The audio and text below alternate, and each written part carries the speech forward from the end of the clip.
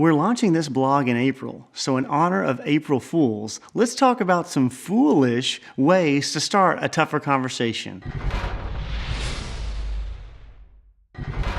All fooling aside, if you've been a leader for at least 10 minutes, there's a good chance you've had at least one tough conversation with a coworker. I've been there myself, and there's also an equally good chance that the conversation didn't go very well. Well, I want you to learn from some common mistakes. So in the spirit of the season, here are 2 foolish ways to start a tough conversation. The first foolish way is so bad, but I hear people not only say it, but even teach and recommend it. And here it is. Are you open to some feedback? Wow, really? That's supposed to disarm me? In fact, let's see what Siri does when you ask that question.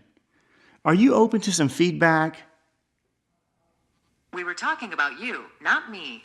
Oh, okay. What is that? You're talking about you, not me. Even a smartphone doesn't want anything to do with that question. How about number 2?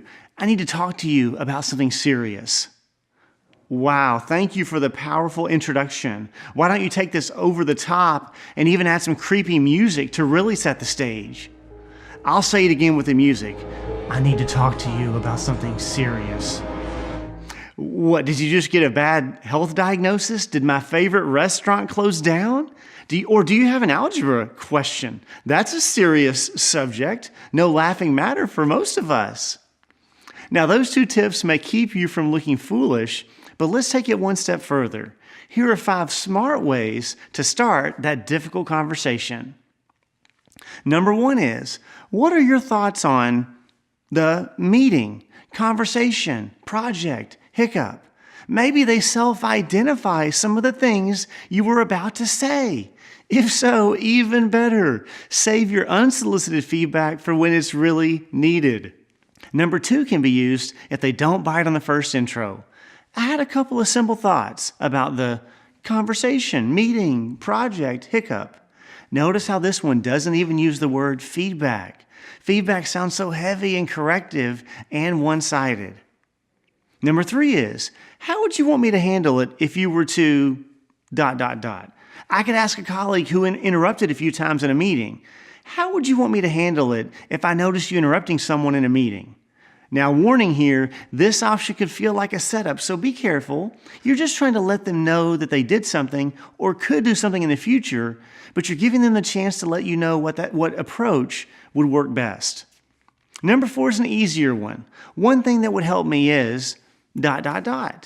Maybe you have a person at work who doesn't say positive things. Instead of telling them you're so negative or you need to say more positives, you could say, hey, one thing that would help me is when I'm brainstorming, I love to hear more about how something could work instead of starting with why it won't work.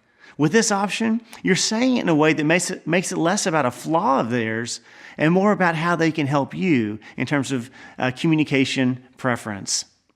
Number 5 is this. In our recent meeting, discussion, what could I have done better?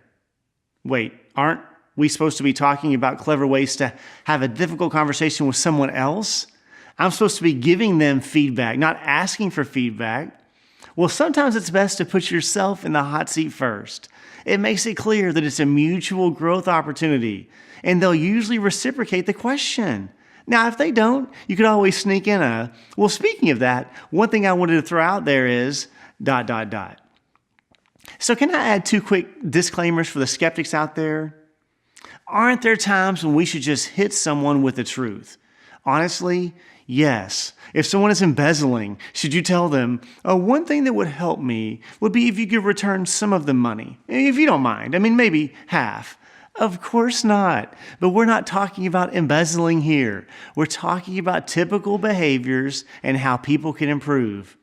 Even in a more corrective conversation, you could still start with one of the above smart ways and then use more force later if needed. Well, here's your homework. Think of a difficult conversation you initiated recently and reflect on how you started it. Were you smart enough? Which of the above strategies could you employ in the future to get a better outcome? One other quick homework assignment.